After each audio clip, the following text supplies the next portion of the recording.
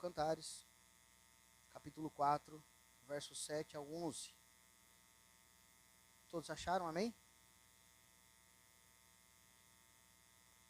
Amém? Posso ler? Vamos lá então. A palavra do Senhor diz assim, verso 7, capítulo 4 de Cantares, ou Cânticos. Tu és toda formosa, querida minha, e em ti não há defeito.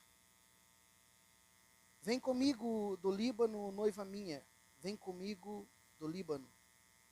Olha do cimo do Amanã, o Amaná, do cimo do Senir e do Hermon, dos covios, dos leões e dos montes dos leopardos. Verso 9. Arrebataste-me o coração, minha irmã, noiva minha. Arrebataste-me o coração com um só dos teus olhares, com uma só pérola do teu colar. Que belo é o teu amor, ó minha irmã, noiva minha.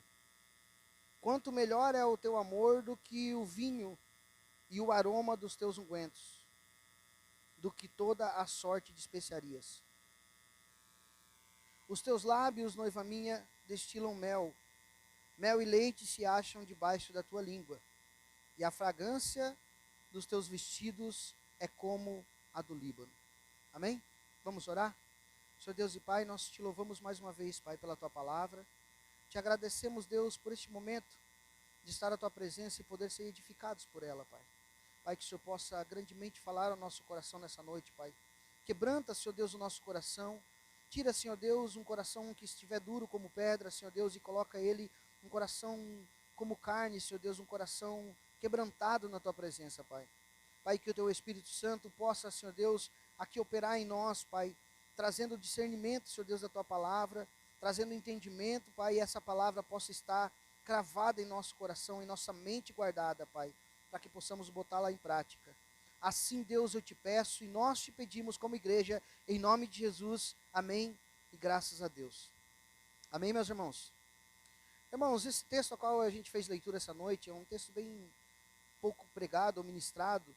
Eu quero ministrar sobre esse texto hoje com algumas ideias de princípios para a nossa felicidade matrimonial, ou para casamento, como a gente vai falar hoje ao final do culto, celebrar aqui o casamento do Nilson e da irmã Letícia. Então eu quero falar com os irmãos sobre isso, sobre 5 princípios para a felicidade e comunhão no casamento. Dentro desse texto, então, nós vamos ver hoje 5 princípios aqui. Assim como celebramos hoje já a ceia aqui, irmãos, a gente sabe que a união, o casamento, ela precisa ter alguns princípios.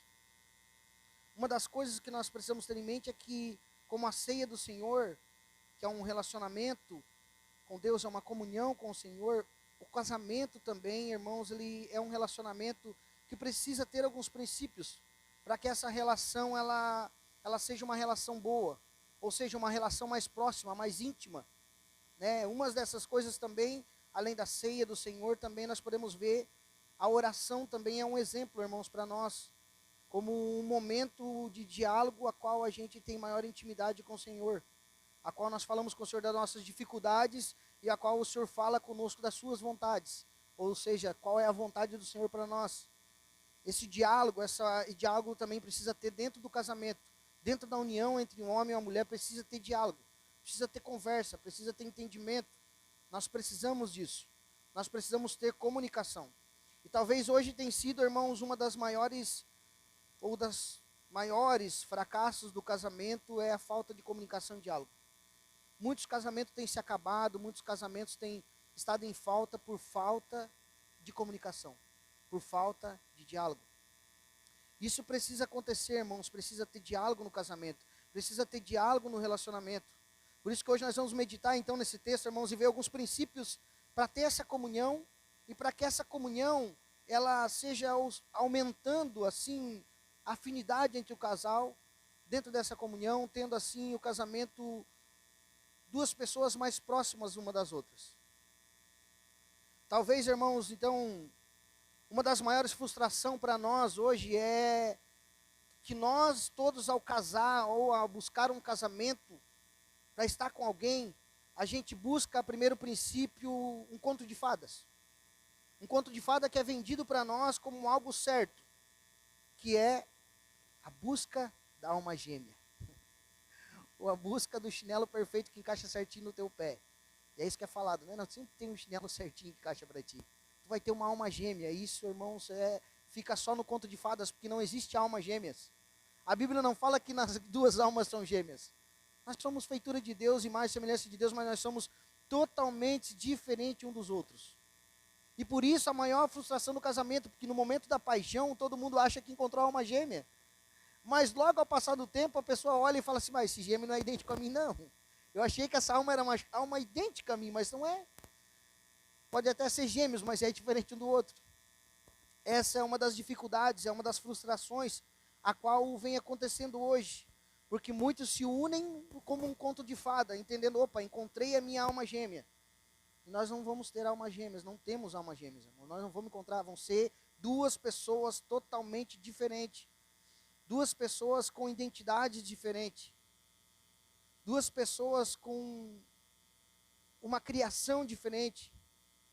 Duas pessoas, irmãos, que vão vir com dificuldades diferentes também, defeitos diferentes uns dos outros, costumes diferentes por causa da criação até de muitos de nós. Fomos criados em famílias diferentes e temos costumes diferentes. Então esse negócio da alma gêmea, irmãos, tu não vai encontrar alma gêmea. Infelizmente nós não vamos encontrar essa alma gêmea. Não vamos. Se você está em busca de alma gêmea, você não vai encontrar, porque vai se frustrar. Pode até a princípio, a primeiro momento, tu olhar e falar só, encontrei minha alma gêmea. Mas logo essa ideia vai se passar. Logo vão vir as dificuldades e você vai ver que ela não é tua alma gêmea. Ou ele não é. Então, amor, irmãos, o que a gente... Amor, eu lembrei da minha esposa. Glória a Deus. Então, irmãos, o que a gente precisa entender é que nós casamos com pessoas diferentes de nós. Eu sou diferente. Não é porque, ainda que você venha da mesma cidade, ainda que você venha do mesmo bairro, ainda que vocês venham não da mesma família, o que deu aqui?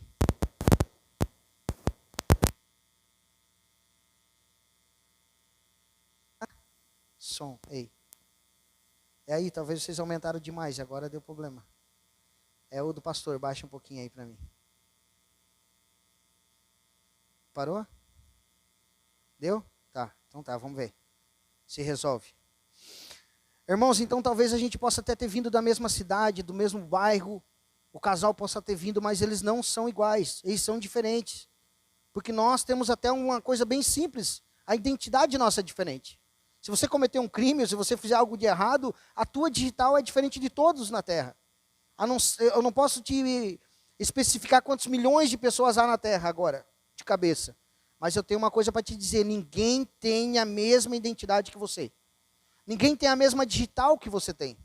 Porque a tua digital é só tua. Apesar de tu olhar para o dedo do teu esposo, da tua esposa, olhar para os teus filhos e falar, olha, igualzinho, até o desenho é igual. É diferente, irmãos. Tem algo diferente ali. Então nós somos pessoas diferentes uns dos outros. Então nós precisamos entender primeiro que há uma diferença, que não há uma gêmea, que hoje o Nilson e a Letícia vão estar se juntando em matrimônio, já se juntaram no civil, mas vão estar aqui sendo reconhecidos pela igreja. E vão entender, é aqui o problema, achei. E nós vamos entender, irmãos, ficou bem alto agora. Baixa aí, Nilson. Deu? Estão me ouvindo? Ou que eu troco de microfone já. Irmãos, nós vamos entender então, irmãos, que há uma barreira, então, porque duas pessoas diferentes pensam diferente. Muitas vezes eles discordam em certas situações. E para isso, irmãos, para criar um vínculo, para criar uma comunhão e para diminuir essas diferenças, nós precisamos de alguns princípios. Quebrar algumas barreiras, ou seja, negar a nós mesmos, primeira coisa. Negar a nossa vontade muitas vezes, porque a nossa vontade não é a mesma da pessoa que a gente se casou. Então nós precisamos às vezes negar a nossa vontade. E um dos primeiros princípios, irmãos, eu quero que os irmãos observem comigo no texto, o verso 7 do capítulo 4, diz assim. O primeiro verso 7 ali, o primeiro princípio que eu quero falar com os irmãos nessa noite é o princípio do elogio. É um princípio que às vezes a gente esquece. A gente esquece de elogiar o nosso cônjuge, a gente esquece de elogiar essa pessoa que está ao nosso lado. que se juntou conosco em matrimônio, a gente se esquece esse primeiro princípio. E aqui então, a palavra de Deus diz assim, em verso 7, tu és toda formosa, querida minha, e em ti não há defeito. Ou seja, esse primeiro princípio, irmãos, é o princípio do elogio. E daí talvez nós vamos olhar para ela e falar, não, então nesse princípio aí eu já ganhei um 10, porque eu elogio tudo. Fala, olha, tá linda, tu é lindo, tu é... Em tudo eu elogio, mas nem tudo, irmãos, é elogio de beleza. Nem todo elogio é só, você é linda, você é lindo. Talvez, às vezes, um pequeno elogio para nós, como marido, vindo da esposa, é bom, é motivante, é motivador.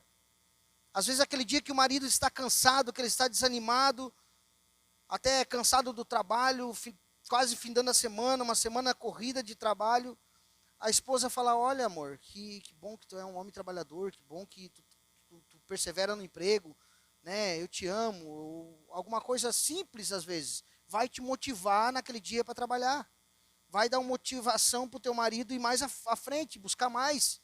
Se ele estava matando um leão, ele vai matar 2 naquele dia. Ele fala, hoje eu vou matar 2 leões, porque já ela falou que eu sou um bom caçador. Da mesma forma, irmãos, não é diferente quanto a mulher. Nós, irmãos, precisamos também, muitas vezes, elogiar nossa esposa.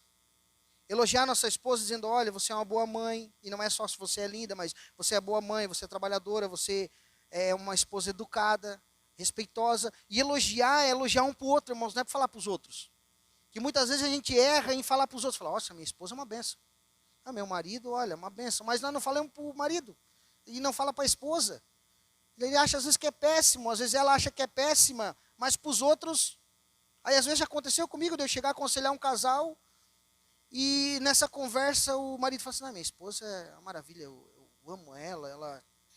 Aí a esposa me não, meu marido não me ama. Separadamente, né? Não, ele não gosta de mim.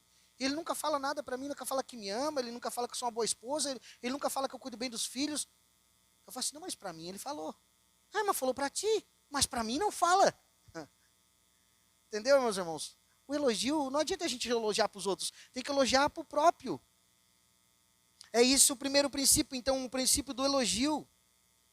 E o princípio do elogio, irmãos, ele ajuda bastante, por quê? Porque ele não vai deixar que nós sofrer da síndrome da grama mais verde. Acho que todo mundo conhece, né? A grama do vizinho sempre é mais verde. Essa é uma das dificuldades. É achar que a grama do vizinho é mais verde. É achar, muitas vezes, que a grama do vizinho está mais cuidada. E, na verdade, é porque nós não estamos cuidando da nossa. A grama começa a secar, né, irmãos? Começa a ficar ruim, começa a ficar feia. Porque nós devemos cuidar, nós devemos elogiar, nós devemos fazer. Nós devemos cuidar dessa grama, deixar essa grama mais verde. Ou seja, quando nós começamos a olhar, a tua esposa começa a olhar e ver que a grama do vizinho é mais verde, ou a grama da vizinha é mais verde, modo de, aqui figurado de dizer, irmãos, não adianta nós aumentar o muro. Não adianta, porque muro não segura ninguém. Como cerca não segura ovelha. O que segura ovelha é pasto. Pasto verde. Pasto bom. Então, se nós tratar bem o nosso cônjuge, ele não vai olhar para o lado e falar assim, aquela grama lá está bem mais verde que a minha. Não. O cara fala assim, a grama lá pode até parecer verde, mas ela nem vai notar, porque a tua grama está mais verde. Você tem tratado bem a tua esposa, tem tratado bem teu marido, então sempre vai estar verde. Vai estar, os pastos estarão verdejantes, como diz o salmista. Então, irmãos, não adianta nós cercar muitas vezes para segurar. O que nós precisamos é tratar, é cuidar bem, é elogiar. E quando ele fala aqui mais, irmãos, ainda nesse verso, ele fala assim, ó, tu és toda formosa, querida minha, e em ti não há defeito. Daí aqui nós vamos olhar e vamos achar uma equivocação, vamos falar assim, como? Como se a palavra de Deus ainda diz que todos nós temos defeito? Como que ele consegue olhar para essa esposa agora e falar, em ti não há defeito? Como que ele consegue analisar e ter essa análise dizendo que não há defeito, sendo que todos nós temos defeito? Como que ele consegue ter essa visão? Acho que esse marido aqui não vive numa realidade. Talvez nós vamos olhar e falar assim, esse esposo está vivendo em outro lugar. Ele é de outro planeta, porque se ele olha para a esposa dele e não vê defeito nenhum, se somos todos nós defeituosos, Desde que o pecado entrou no mundo, irmãos, todos nós viemos com defeito de fabricação, eu costumo dizer, que já deixa a gente numa posição mais difícil. Então quer dizer então que não há defeitos, afinal eu tenho que elogiar em tudo, então é isso? Quer dizer que eu não posso ver defeito, eu não posso... Não, irmãos, elogiar tudo também, sem olhar as coisas erradas ainda, e não é elogio, daí é falsidade, né? A esposa tá com o cabelo arrepiado, tu fala assim, não, tá linda, tá linda. Daí outro lá na rua olha e fala assim, meu Deus, mulher, mas tu tá feia hoje. Claro que ninguém vai falar isso, né, irmãos? Mas nem tudo é elogiar, porque se nós elogiar em tudo também, nós vamos estar falhando. Porque vamos estar sendo falso, trazendo uma falsa segurança, e não estamos sendo corretos com o nosso cônjuge. Mas então o que ele está fazendo? Então, assim, ele está elogiando em tudo, ou eu tenho que então ser uma pessoa que critico tudo, falo, não, tu é feia, tu é feio. Não, irmãos.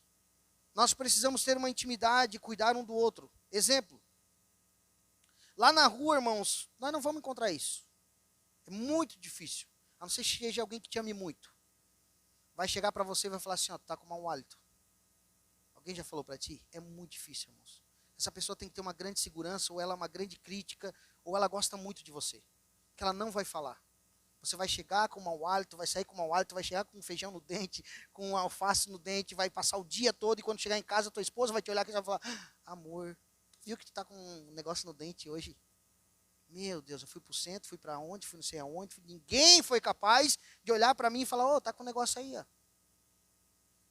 Nós não podemos também, irmãos, ser meninos nessa situação de não aceitar uma crítica. Ou uma crítica não, um aviso, melhor dizendo, um cuidado do nosso cônjuge, e levar para o outro lado. Falar assim, não, tá pegando no meu pé já. Não, irmãos, olha essa esposa, às vezes eu chego, eu vou dar um exemplo meu. Às vezes eu chego para minha esposa e falo para ela, não estou com mau hálito. Às vezes eu desço daqui, irmãos, passo uma hora falando. Por exemplo, hoje eu estou desde o meio-dia sem comer nada. Então meu estômago está vazio, eu só tomei água. E isso gera um mau hálito natural na pessoa. E às vezes eu vou chegar a conversar com um dos irmãos no final do culto e eu vou pegar e vou olhar meio, tu vai falar comigo aqui, eu vou olhar meio aqui, ó. Ou vou baixar a cabeça, talvez eu pensar, o pastor não passa confiança, ele não olha para minha cara. Não quero passar bafo para ti. Porque eu tenho noção do que eu tenho. Eu tenho noção. E se eu não tenho noção, a minha esposa vai chegar perto de mim e vai falar assim, amor, bota um chicletinho na boca que a coisa tá feia. Não é sinal de falta de higiene, não é porque eu não escovei o dente, não, irmãos. Mas é porque meu estômago está vazio. É porque acontecem essas coisas e nós precisamos ter essa comunicação, ter essa intimidade com o nosso cônjuge de poder falar isso. Fala assim, amor, essa tua camisa tá fedida. Ah, não senti? Eu acho que tá com o nariz estupido. Ah, não, tá pegando no meu pé. Porque toda a vida fala da minha roupa, porque fala que eu não sei o quê, que fala que não sei o que lá. Exemplo, eu lá em casa, a Jaque que arruma minha roupa. Glória a Deus por isso.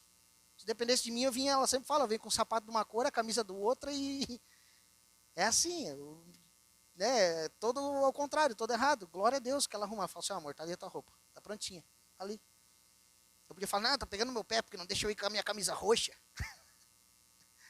Não, irmãos, nós temos que ter esse entendimento, irmãos, de receber também uma crítica. De receber e ver que nós também temos falhas. Mas aqui agora, quando ele fala não há defeito.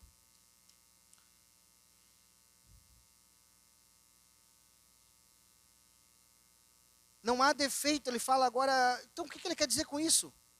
O que o escritor aqui está dizendo, a palavra do Senhor está dizendo para nós, que ele olha e fala, olha, você é formosa, querida minha, e em ti não há defeito. Não tem defeito? Peraí, acabou de falar, pastor, que às vezes a gente tem defeito, às vezes a gente tem uma dificuldade aqui, tem uma dificuldade lá. O que ele está dizendo, irmãos, objetivamente, é não foque nos defeitos. Porque quando tu casou, quando você se juntou com alguém, em matrimônio, quando você começou a namorar, você não via defeito nenhum. E me fale se eu estiver errado, mas você não vê defeito, irmãos. É tudo maravilha. Porque tu está apaixonado, você está apaixonada, você olha e fala, olha, que linda. Olha que maravilha. Aí tu vê um defeitinho, tu mesmo esconde pro lado, tu bota na caixinha do nada, fala assim, não. Coisa que tu viu. Tira da tua cabeça que não foi isso. É o princípio. E nós precisamos muitas vezes voltar para esse princípio, irmãos, sabendo que nós temos dificuldades, temos defeito, mas nós devemos focar nas virtudes muitas vezes. Um do outro. Focar no objetivo das virtudes. Elogiar, focar no objetivo, falar, olha meu marido, que bom que tu é assim, que bom que tu é tal, que bom que tu é assim, que tu é assado, que bom minha esposa, que tu, olha, faz, às vezes uma coisa simples, ainda mais para nós homens, né, irmãos, para nós vamos só no todo, mas as mulheres são detalhistas, elas gostam dos detalhes, detalhezinho pequeno, detalhes pequenos que nós não notamos. Verso 8, então, irmãos, diz assim: vem comigo do Líbano, noiva minha, vem comigo do Líbano. Olha do cimo do Amaná, do cimo do Senir, e do Hermon, e dos covis dos leões, e dos montes dos leopardos. Olha só, irmãos, que há algo interessante aqui para nós. A segunda virtude que nós precisamos ter para ter uma comunhão maior entre nós, maridos e esposas, comunhão maior no casamento, é se esforçar. Talvez você não entendeu, falou assim: eu não entendi nada que tu leu aí, pastor. Ele falou: vem comigo do Líbano, vem do Amaná, vem do Senir, vem do Hermon, vem dos covis dos leões. Eu acho que aí tu entendeu, né? Então onde é que é, né? Que vem, né? Tem que se esforçar. Vem do covil dos leões, vem do monte dos leopardos. Braba, tigre. Talvez você entendeu o que eu quero dizer nessa noite. Que precisa haver um esforço. Quando aqui mostra esses lugares, irmãos, aqui que ele está falando, eram lugares que era difícil acesso, eram inacessíveis naquele momento, dependia de um grande esforço. Ou seja, irmão, nós precisamos fazer também assim, ter assim, então, um grande esforço para conquistar a nossa amada, como esse esposo aqui. Precisa haver esforço dos dois lados, tanto da esposa quanto do marido.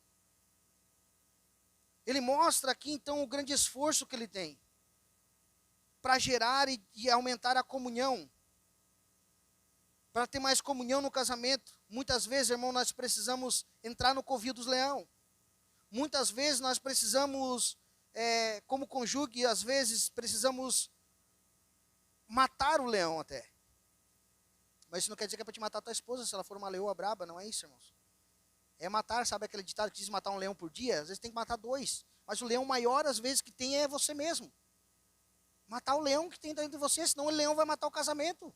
Vai matar o matrimônio. Se tu não matar o leão que é dentro de você, matar o velho homem, a velha criatura, nós acabamos com o nosso matrimônio. Esse leão mata o casamento. Ele entra e devora tudo. Então precisa haver um esforço da nossa parte, irmãos. Às vezes nós precisamos enfrentar esse leão. E entender que esse leão somos nós mesmos.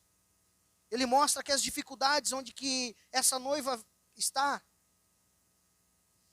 nos lugares inacessíveis, é isso que ele está mostrando aqui. E ele mostra aqui então a importância, dizendo: você é amada minha, vem comigo, noiva minha, vem comigo, amada minha. Nós precisamos, irmãos, mostrar a importância para o nosso cônjuge, ou para a nossa esposa, para o nosso marido, o quanto que ele é amado, o quanto que ela é amada.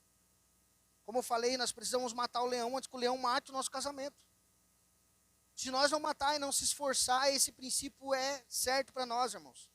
E o terceiro princípio que eu quero falar com os irmãos para aumentar a nossa comunhão no casamento, para nós ter mais afinidade um com o outro nos nossos relacionamentos conjugal, está no verso 9, diz assim: arrebataste o meu coração, minha irmã, noiva minha, arrebataste meu coração com um só dos teus olhares, com uma só pérola do teu colar.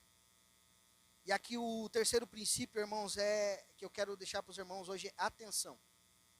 E hoje, irmãos, não é difícil, porque hoje nós estamos vivendo uma era da tela. Eu falo por mim mesmo. Muitas vezes achamos que estamos dando atenção só no ouvir, mas nós estamos olhando para a tela do celular e não estamos nem dando ouvido. E não é isso que nossas esposas precisam, não é isso que o marido precisa, não é isso que nossos filhos também precisam. Muitas vezes eu vejo que eu estou fazendo alguma coisa e o meu filho vem falar comigo, a minha esposa, já me peguei fazendo isso, e ela fala: olha, não sei o que, não sei o que. Eu falei: não, vai falando aí. Eu estou fazendo um negócio, mas pode ir falando. Não, irmão, nós precisamos olhar olho no olho, nós precisamos parar o que estamos fazendo e falar: olha, eu vou te dar atenção, fala. Escuta, eu estou aprendendo isso, talvez às vezes eu paro, muitas vezes lá no trabalho com o Pablo, ele vem falar uma coisa para mim: meu pai, sabia que não sei o que, não sei o que, não sei o que, eu estou fazendo alguma coisa, antes eu não parava. Agora eu falo: fala, vou te ouvir, o que é? Olho, nós precisamos olhar, nós precisamos dar atenção, irmãos, e principalmente no nosso casamento.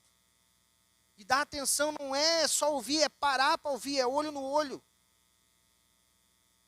Nós precisamos então dar atenção, irmãos, ouvir.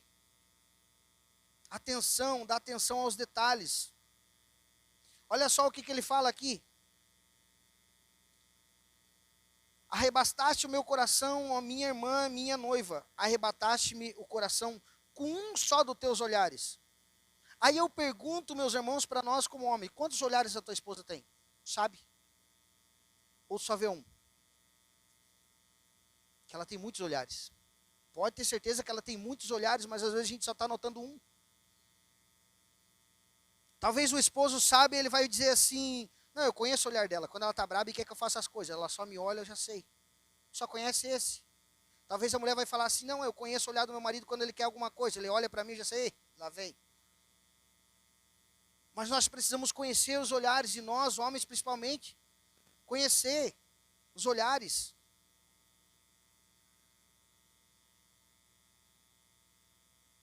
E nossas esposas, irmãos, nós como homens precisamos dar uma atenção especial para elas. Porque elas têm muitos olhares, elas têm olhar de cansado, elas têm olhar olhando para nós, às vezes presta atenção, pedindo atenção para elas. Às vezes elas precisam de atenção, às vezes elas precisam de eu te amo, às vezes elas precisam que nós saia da frente. Que se esconda. Às vezes ela não está naquele dia bom, você tem que dar um tempo para ela. Nós precisamos entender esses olhares, entender esses detalhes. Exemplo, irmãos, eu vou dar um exemplo. Às vezes a minha esposa olha para mim com um olhar que ele me incomoda. Ele me incomoda porque quebranta meu coração. Olha só, como homem é difícil. Eu entendi isso essa semana, preparando esse texto, daí prestando atenção nessas coisas. Daí a gente presta atenção nos olhares e coisas. Eu estava olhando, eu estava brincando com a Alice, nesse momento ela olhou para mim. E quando ela olhou para mim, eu falei assim, Bato, é chata, mas quando a gente fala chato um pro outro é porque a gente quer dizer que ama, tá? Eu falei assim, Bato, é chato. E ela ficou me olhando. Enquanto ela me olhava, meu coração se derreteu. E aquele olhar ali eu tive entendimento, que era o olhar, primeiro olhar que ela deu para mim. Primeiro olhar de apaixonado, primeiro olhar de amor, porque eu estava num momento afetivo com a minha filha e ela olhava para mim com um olhar apaixonado. Mas é um olhar que me incomodou, porque quebrantou meu coração. E muitas vezes nós homens não queremos que o nosso coração seja quebrantado. Nós queremos ser durão. Nós precisamos entender o olhar da nossa esposa, entender o olhar do nosso marido.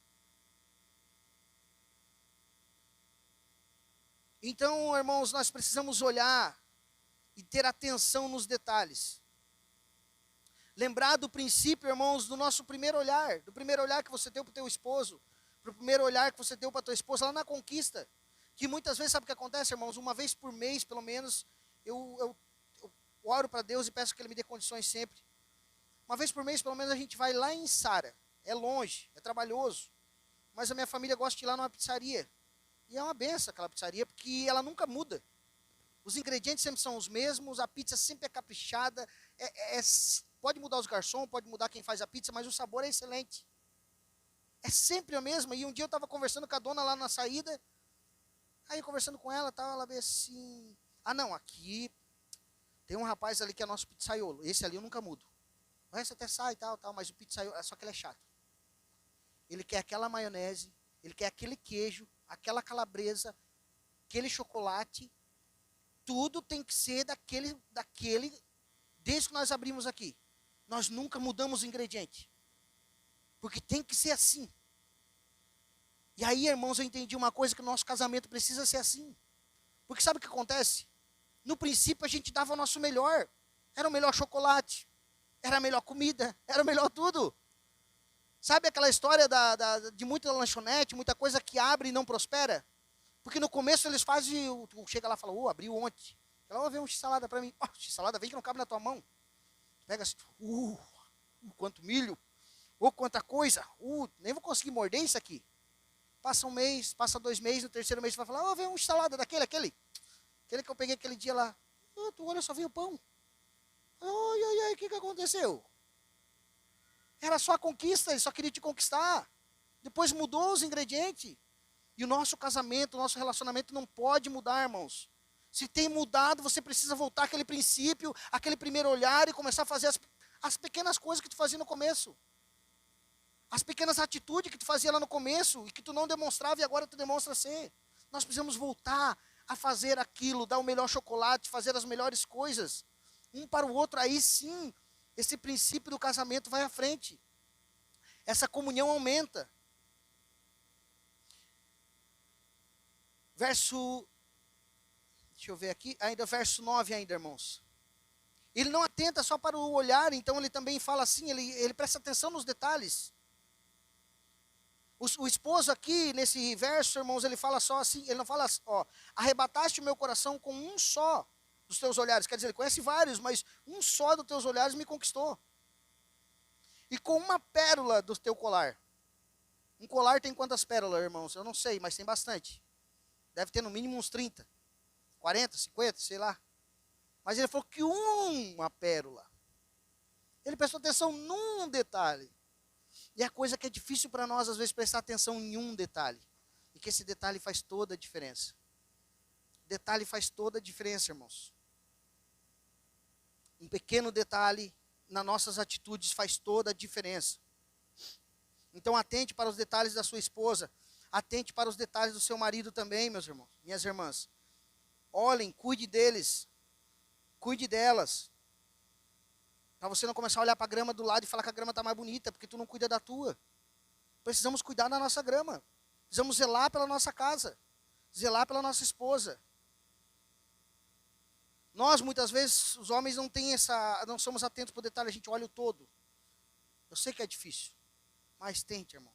Tente ser detalhista, tente olhar para os detalhes pequenos. Tente olhar para as pequenas coisas. Tente olhar para as pequenas coisas que a tua esposa faz. Tente elogiá-la. Quarto princípio, irmãos, verso 10. Que belo é o teu amor, ó minha irmã, noiva minha. Quanto melhor é o teu amor do que o vinho, e o aroma dos teus ungüentos do que toda a sorte de especiarias. O quarto princípio aqui, irmãos, para preservar o matrimônio ou para aumentar a comunhão no casamento, é o amor. E esse amor, irmãos, não é o amor daquele eu te amo só, isso é bom. É bom, porque às vezes eu estou lá no meu trabalho também, estou trabalhando durante o dia, eu lembro da minha esposa, de pequenas atitudes, talvez que ela fez, ou ela não pode não ter feito nada naquele dia, eu nem falei com ela ainda naquele dia. Eu vou lá e pego meu celular e escrevo, eu te amo, tu é linda. Não foi nada, para mim não me custou nada, mas mudou, quem sabe, o dia dela, espero que tenha mudado. Espero que tenha surtido esse efeito. Irmãos, mas só que o amor não é só sentimento. Amor não é só sentimento, ele também é prática. Assim como a fé sem obras é morta, assim o amor sem prática é morto. Não adianta eu falar que amo e as minhas práticas ser totalmente ao contrário do que eu estou falando. As minhas práticas precisam ser práticas de amor. Senão ele se torna um amor morto. Sem prática ele se torna um amor morto. Porque falar que ama, irmãos, é fácil. Agora, praticar o amor é que é importante. Praticar o amor, irmãos, demanda energia, atitude. Atitude prática. E amar, irmãos, na prática é servir um ao outro. E isso precisa acontecer no nosso matrimônio. Isso precisa acontecer no nosso casamento. Para que a comunhão aumente e para que nós seja mais entrelaçado um com o outro, nós precisamos praticar o amor. Ou seja, falar que ama, mas ajudar também. Para os maridos, falar que ama, mas ir lá arrumar aquele negocinho que ela pediu para ti, que é tão simples. Ah, é só um caninho lá no canto, lá, amor, mas aquilo tem me incomodado tanto, é detalhe. Para ela é detalhe, para ti tu fala assim, meu Deus, é só arrancar esse cano, e deu, acabou. Mas vai lá e faça, daí tu fala, não, amanhã, eu sei porque eu faço isso.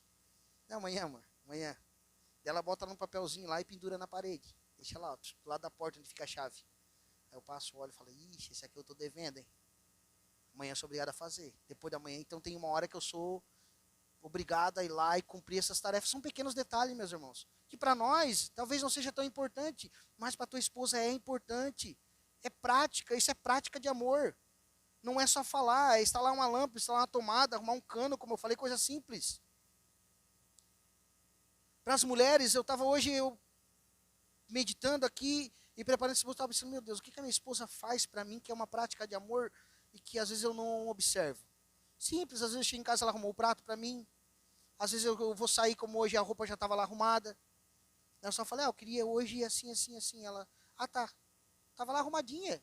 Me ajudou, me adiantou. Então isso foi uma prática de amor que ela fez para mim. Ela faz o café. Às vezes eu vejo tanto, eu via né, isso acontecer, tanto os homens falam assim, não, meu café lá em casa minha esposa nunca fez. Não quer dizer que ela seja obrigada a fazer. Mas se ela fizer, melhor. Né? A minha faz, eu glorifico a Deus e agradeço a ela por isso. Que parece que é um ato tão simples, mas muda o meu dia. Se eu tivesse que ir lá fazer, não me custava nada. Mas para ela faz tão rápido, tão prático. Lá em casa nunca precisou lavar uma louça. Quem sabe um dia eu preciso lavar. Nunca precisou trocar uma fralda da Liz. Quem sabe um dia eu preciso trocar. Eu estou lá. Mas sabe por que eu não faço? Porque ela não gosta. Então eu tenho que entender o momento de eu chegar e o momento de eu sair. Então eu olho e falo assim, opa, se eu mexer lá, eu vou cozinhar alguma coisa. Ela fala assim, não, nem vem pra cá que tu só vai fazer bagunça. Para fritar um ovo, eu movimento a cozinha inteira. Eu pego a panela aqui, eu boto uma panela lá, eu testo essa. Não, essa eu acho que pela medida do ovo que eu vou fazer, pelo quadramento, não. Essa não, essa aqui. Então, ela já vai lá, bota aqui, quebra o ovo, faz e em 5 minutos o ovo cai no prato, ó, é um ovo, tá, pega. É rápido, hein? Se fosse dependesse de mim, ia levar 1 hora, ali, esperando e tal. Então, irmãos, são coisas simples que nós precisamos olhar e avaliar, e precisamos olhar e ver que são práticas de amor. Então, nós precisamos praticar, irmãos, o amor. Praticar o amor não é só dizer que te ama, eu te amo, mas fazer a prática. Praticar o amor, irmãos, resume-se em diminuir o fardo do outro. É isso que é praticar o amor. Um ajudando o outro, diminuindo o fardo do outro, deixando o fardo do outro mais leve um pouquinho. Oh, vou ajudar nisso aqui, às vezes não custa nada. Como diz a minha mãe, a gente passa por cima e vê e não junta. Não custa nada juntar, não custa nada tirar, não custa nada não fazer. Crie bons hábitos. E o quinto, para nós encerrar, irmãos, e não menos importante, diz assim: os teus lábios, noiva minha, destilam mel. Mel e leite se acham debaixo da tua língua. E a fragrância dos teus vestidos é como a do Líbano. Irmãos, quando fala de lábios aqui, fala de lábios e línguas, que nos arremete. O quinto princípio aqui para nós, nessa noite, a comunicação. Que eu comecei falando no início. A comunicação no relacionamento, irmãos, é essencial. Nós temos esse relacionamento como cristão o tempo todo. Como eu falei, nós oramos e Deus nos responde. Deus nos mostra a sua vontade na sua palavra é viva, eficaz, e ela fala conosco. Quer dizer, o Senhor fala conosco, nós falamos com Ele.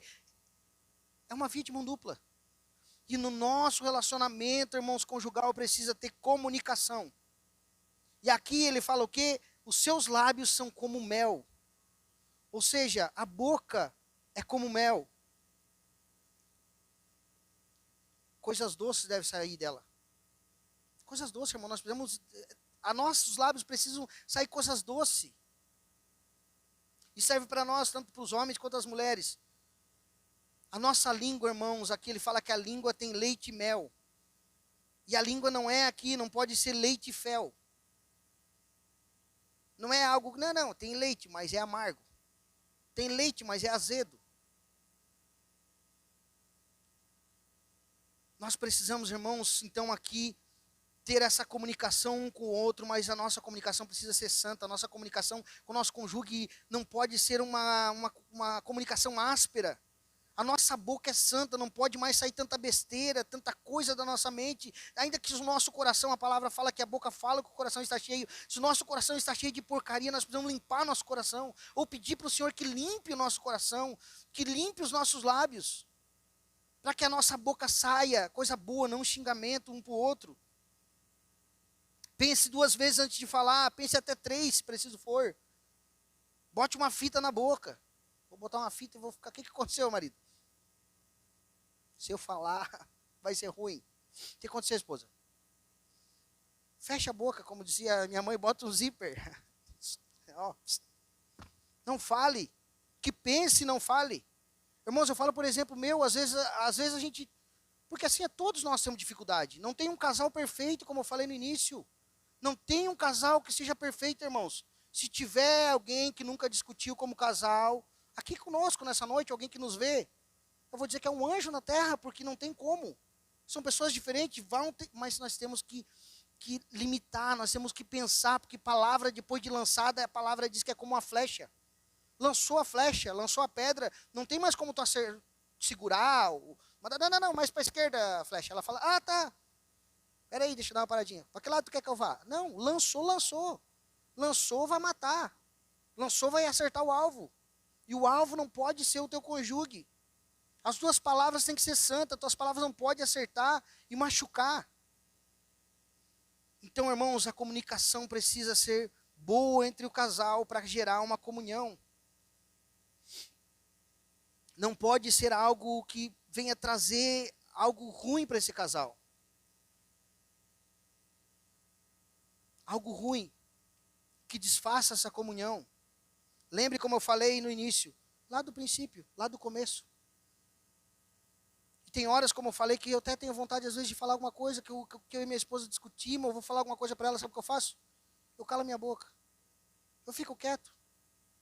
Porque entre ter razão e ser feliz, eu prefiro ser feliz. Tu não precisa ter razão em tudo. E se você tiver, guarde a tua razão um pouquinho. Tanto a esposa quanto o marido, guarde um pouquinho a razão.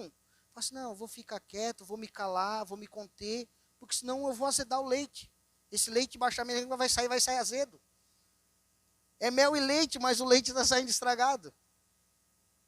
A boca, então, irmãos, precisa ser algo que saia algo limpo, não um leite azedo, como aqui está falando a palavra de Deus. Mel e leite.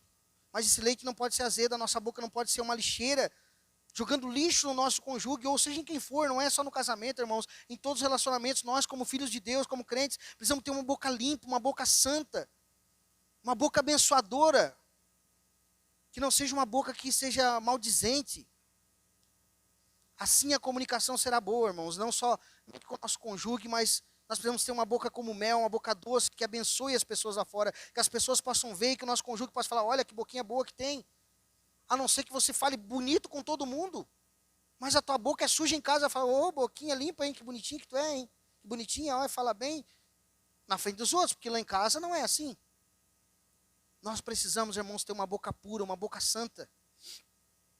Não podemos, então, lançar palavras.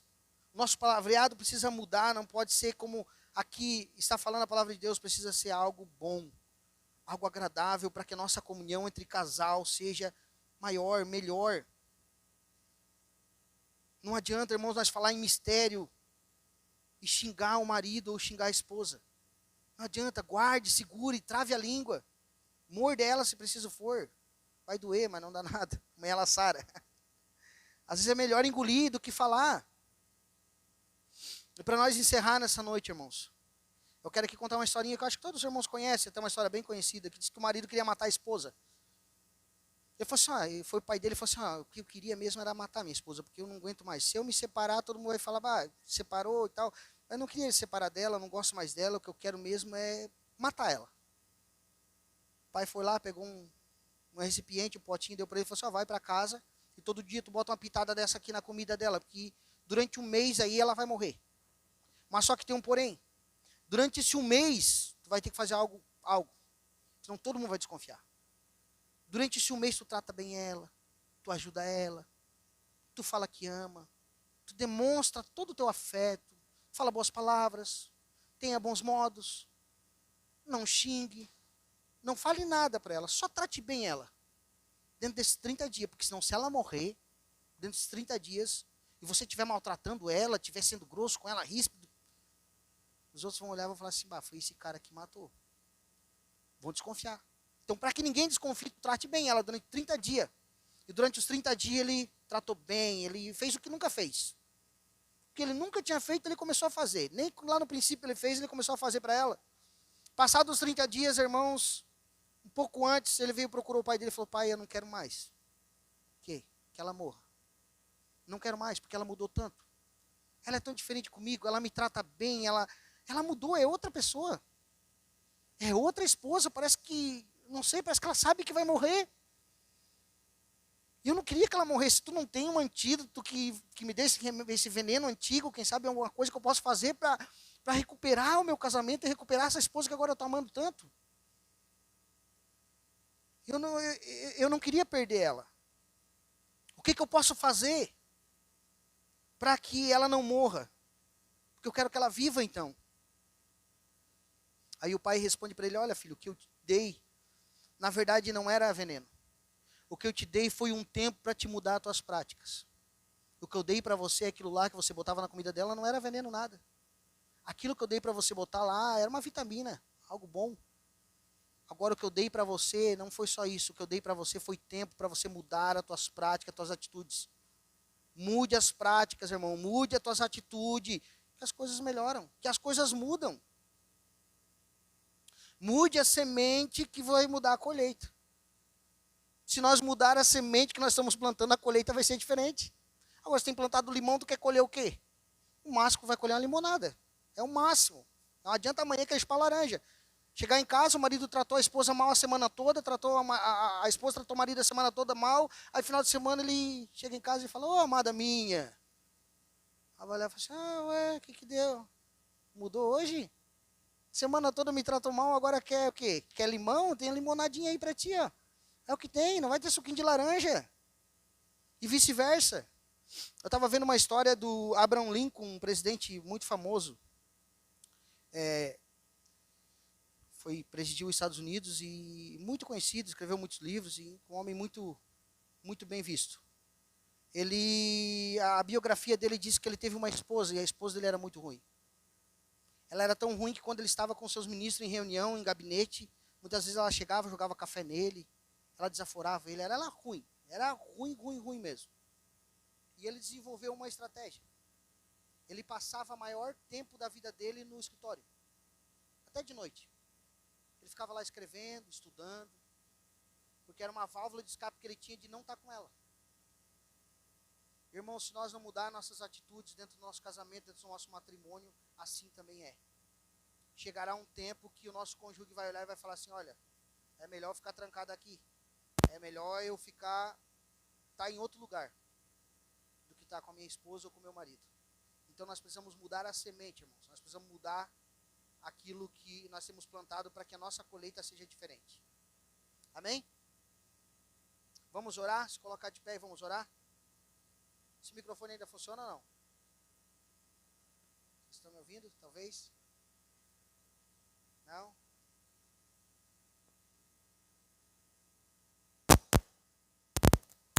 Som. Ei, é aqui o fio, acho, né? Tá. Melhorou, né?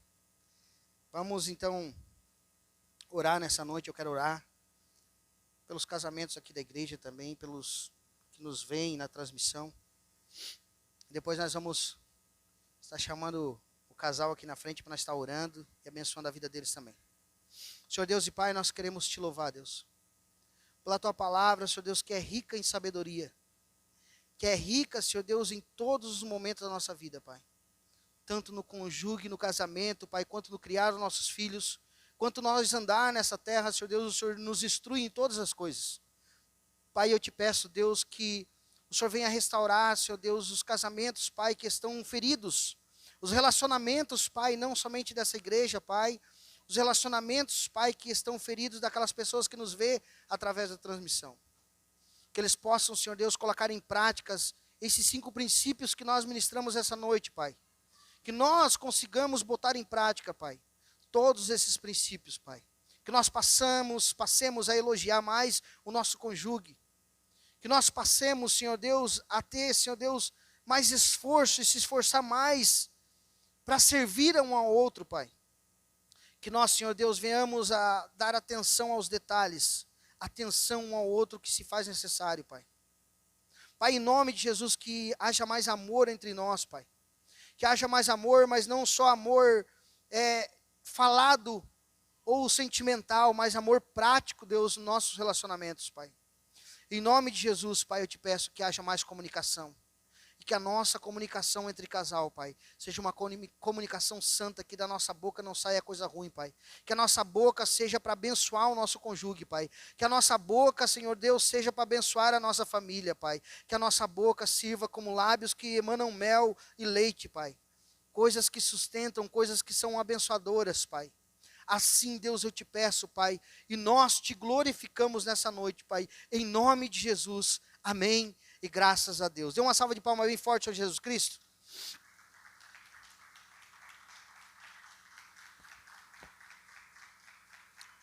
Amém, irmãos? Os irmãos podem tomar seus assentos.